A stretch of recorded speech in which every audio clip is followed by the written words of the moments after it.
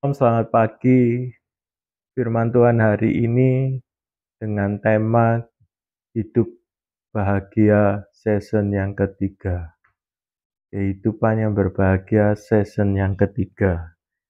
Firman Tuhan terambil dari Matius 5 ayat 9 sampai 12.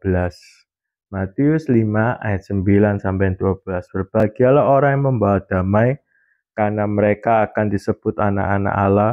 Berbahagialah orang yang dianiaya oleh sebab kebenaran, karena mereka yang punya kerajaan sorga. Berbahagialah kamu jika karena aku kamu dicela dan dianiaya kepadamu, difitnahkan segala yang jahat. Bersukacitalah dan bergembiralah, karena upahmu besar di sorga.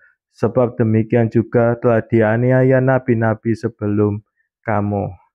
Saudara, di Matius 5 ayat 9 sampai 12 ini adalah tentang hidup yang berbahagia.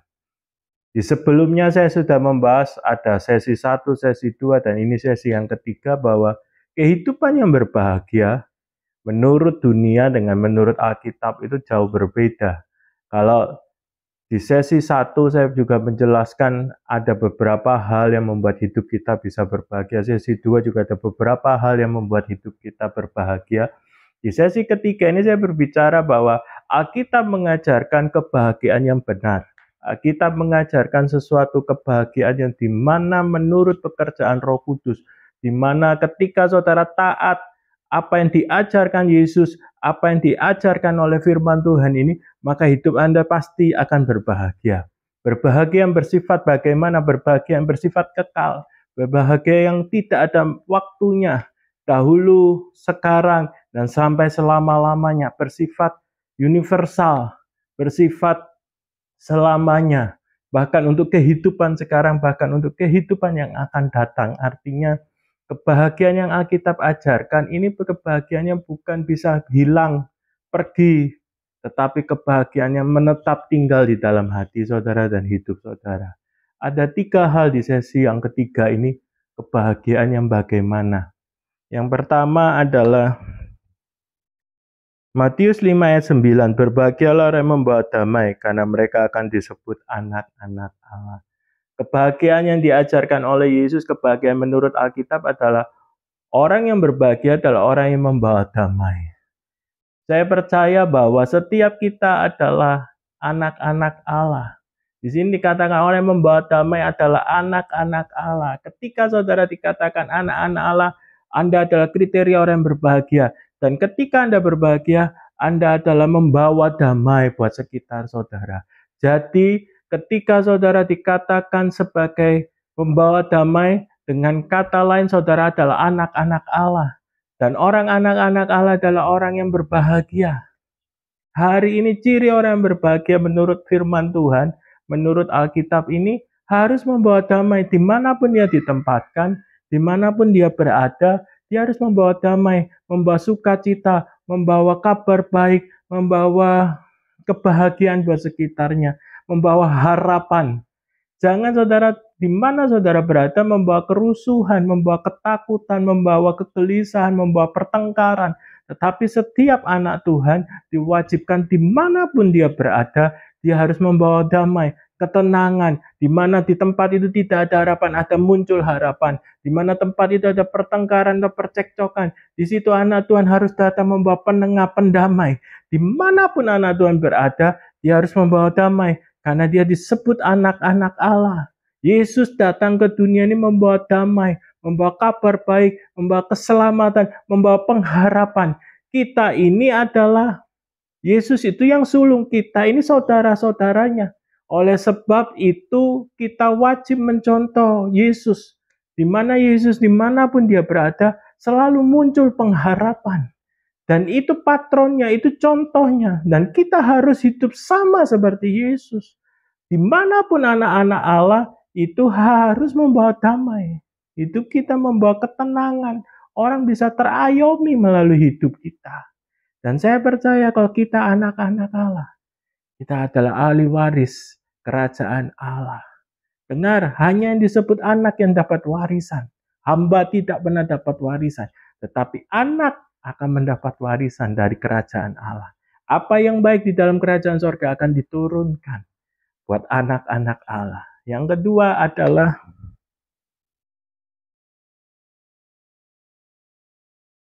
Matius 5 ayat 10. Berbahagialah orang dianiaya oleh sebab kebenaran, karena mereka yang punya kerajaan Allah.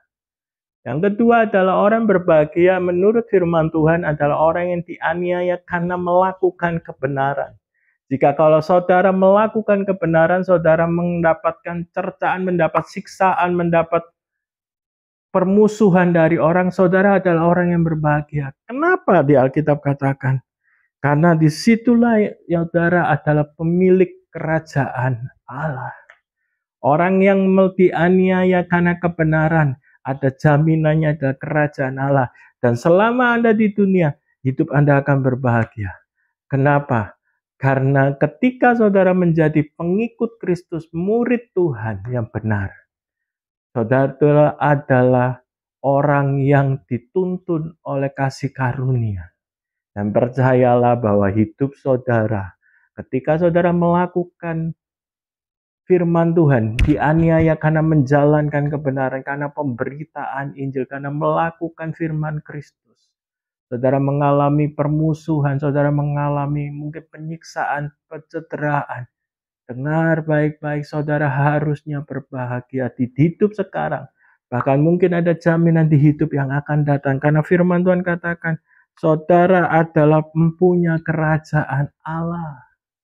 Orang yang dianiaya kayak berbandaran bukan hanya di hidup sekarang dia akan berbahagia. Di hidup yang akan datang, artinya kerajaan Allah sudah menanti hidup saudara. Dan percayalah, dijamin kasih karunia menyertai hidup saudara. Karena apa? Saudara melakukan sebagai murid yang benar, sebagai pengikut Kristus yang benar, yaitu saudara siap menerima penganiayaan karena melakukan Injil Kristus atau karena kebenaran. Yang ketiga adalah Matius 5 ayat 11 sampai 12. Berbahagialah kamu jika karena kamu dicela, dianiaya, kepadamu difitnahkan segala yang jahat, bersukacitalah dan bergembiralah, upahmu besar di sorga.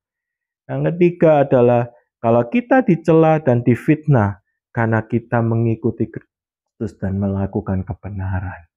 Jadi ketika saudara dalam kategori berbahagia adalah ketika saudara dicela, difitnah, dikata-katai hal-hal yang tidak baik, karena saudara melakukan kebenaran, karena saudara hidup benar, karena saudara mengikuti Kristus, dengar berbaik-baik, hidup saudara berbahagia. Dan ada upah yang besar di dalam kerajaan sorga, ada upah yang menanti saudara. Dengar baik-baik, Alkitab mengajarkan kebahagiaan yang sebenarnya. Kebahagiaan di hidup sekarang dan kebahagiaan yang di hidup yang akan datang.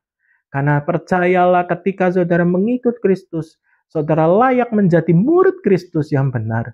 Upah menanti saudara. Kehidupan yang benar-benar di kerajaan Allah dan kehidupan selama di dunia, ada upah yang benar, yang besar yang akan diberikan kepada hidup saudara.